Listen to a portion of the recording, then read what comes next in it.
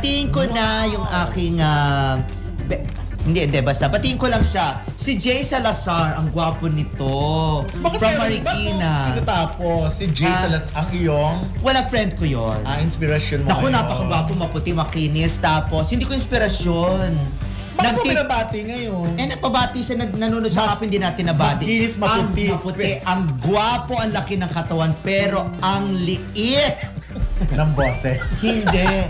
Makinis, maputi, pero... Ang liit kumain kasi nagda-diet. Kasali kasi siya sa isang So, titignan ko siya pag na-meet ko siya. Oo, gusto mo ba? Kailangan malaman natin kung maliit siyang kumain. Me, no? Daan ka, excuse me. Wala silang alam. Wala silang alam kung in-off ni Red. Nag-excuse me ako. Next topic. Lawin Dionino, ha? Enjoy talaga ako sa iyong bardagulan solid Kim Pao. Okay. At syempre, Catherine Bernardo, pinunang tahimik sa corruption issue. Hindi tulad ng A-lister celebrities na mega tutol sa nangyayaring issue sa corruption. Itong si Catherine ay waksay sa mga anomalya sa gobyerno. Tuloy ang ibang netizen ayaw sa pagsasawalang kibo ng actress. Ayan. Okay, unang-una, nababalita naman si Catherine Ay. na meron siyang jowang politician, public servant. Baka naman kasi kapag sumausaw siya dyan, baka naman kasi mabas or mahanapan ng butas or gawa ng issue yung kanyang jowa di umano. Ang talino din naman itong si Catherine. Matalino at medyo sensitive. Dahil kapag ka nga naman, di ba? Hindi natin masabi baka bakbakan din siya, balikan siya, resbakan siya. And then, kasi high profile siya. Siyempre, hahanap ng butas itong mga basher niya para siya ay inisin at siya ay dikdikin ng bonggang-bongga. Pero pag high profile ka, Ray, malaki rin ang expectation sa'yo.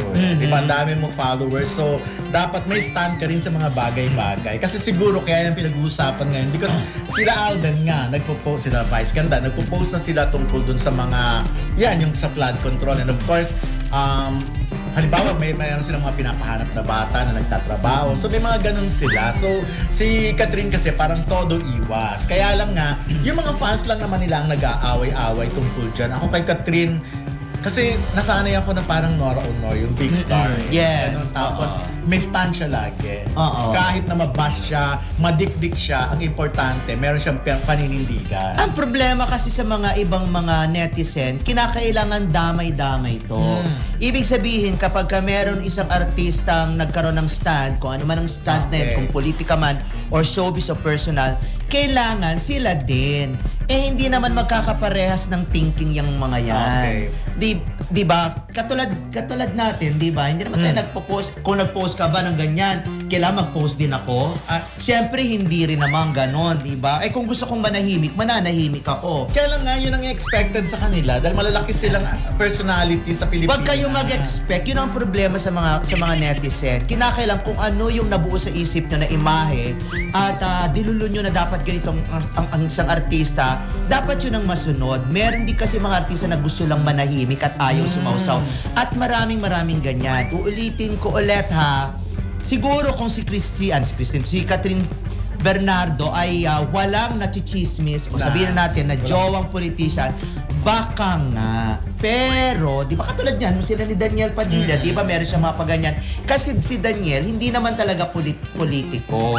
Pero ano din niya, naglalabas din siya ng mga opinion niya, like, pahapyaw, makikita mo nun sa mga IG story ni Daniel, especially ngayon, Oo, pero hindi naman katulad nung sa sitwasyon ngayon ni Catherine, na mas gusto niyang manahimik. Ibigay na natin yung kay Catherine. Ang dami Ayoko ng feeling safe na artista, lalo kung ganyan kalaki. Ang dami naman kasi nagsasalita. Di hayaan natin iba magsalita. Irespeto na lang natin ang pananahimik ng iba. Wag na natin silang hanapan. Sa akin okay lang 'yon.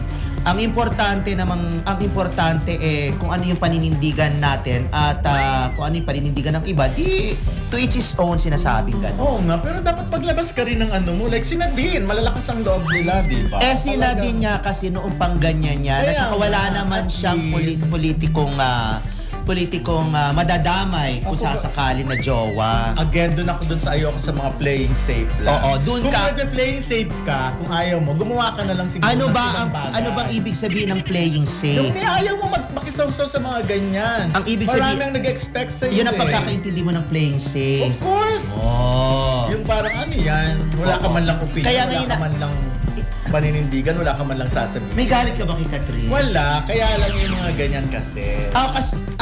Sa'yo sa akin kasi ako, naka-mindset na ako kay Catherine na gano'n siya talagi mula nung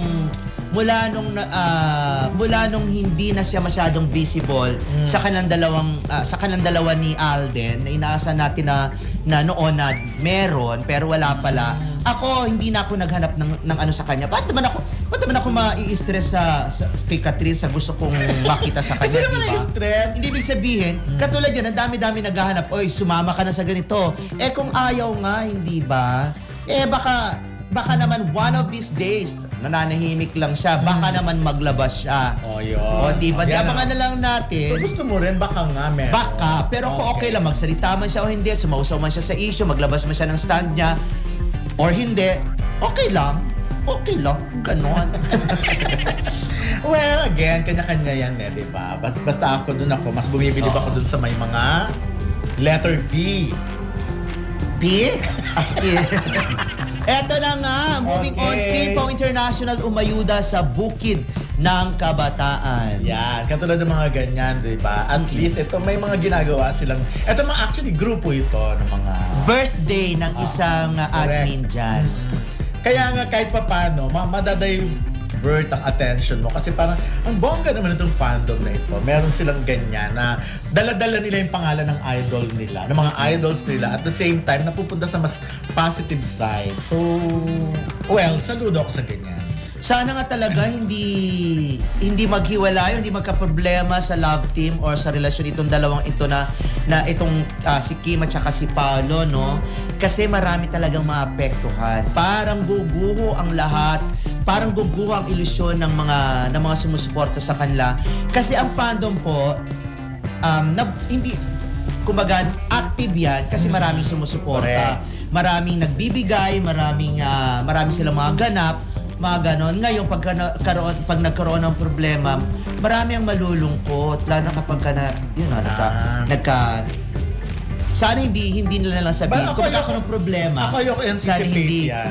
Hindi. Yung sa akin naman, Grabe, wish ko lang. future na agad ang ano mo. Kasi, ang concern ko talaga sa mga fans. Kailangan kontrahin kita ngayon. Ang concern ko, kasi wala ka kasing hindi ka kasi concern sa mga fans, di ba? Concern nga ako, kaya nga ayokong Oo. entertain yung Kaya- thought na yan. Ayokong ilagay sa isip nila yung gano'n. Kaya ako, nga, ang bring up ko ay yung ginagawa nilang maganda. Ayoko talagang... Siya sinisira niya. Kasi magkaroon lang kasi sila ng mga issue.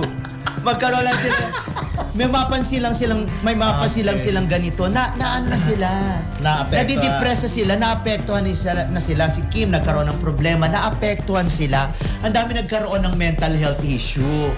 Diba? Okay. Mga gano'n. Kaya sana good vibes na lang palagi. O sa inyo, ako si Don Don, hindi para sa inyo. Tandaan nyo yan. Hindi. Ang linaw ng pinag-uusapan natin. Pinupuri ko ang Kim Pao fandom sa napaka-positive, napakarami nilang ginagawa para makatulong hindi lang sa fandom, kundi sa society. Ang mga pinupuntahan nila ay yung alam nilang mga nangangailangan. Doon ako nakafocus at hindi ko iniisip Basta, na maghihiwalay ang Kim Pao balang love araw. na Hindi love ko katulad ang niya. mga Kim Pao. Ayaw na ayaw ko tong magkakaroon sila ng sama ng loob. Kaya kung meron mga kayo nakikita at napupuna, deadmahin nyo na lang. Kaya At sabi huwag kayong pasusuway o padadala sa mga sinasabi ng iba. At kung magkakaroon ka ng problema, Malungkot sila sa opinion ni Ray. Sabi at kung merong mga problema, kung magkakaroon man ng problema, naku, deadmahin nyo na lang yan. Sabi ni Trevelyn Starkey, sana naman hindi mangyayari yan, Sir Ray. Dapat, Think positive hindi. tayo always.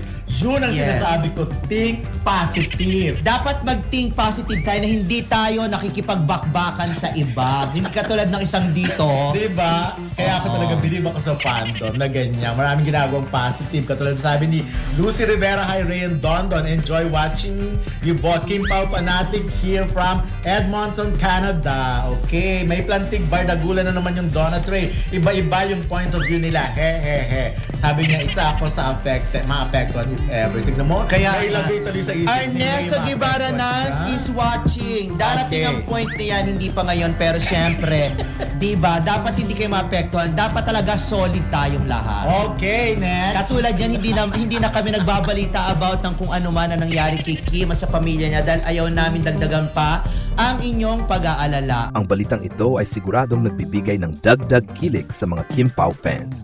Makikita kung gaano ka-observant at invested ang fandom mula sa spotting ng sabay nilang paglabas ng venue hanggang sa pagbibigay ng meaning sa isang simpleng photo post ni Kim. Natural na magtanong ang mga fan kung si Paolo ba ang nasa likod ng camera, lalo na't perfect timing ang resto shot pagkatapos nilang magkasamang makita.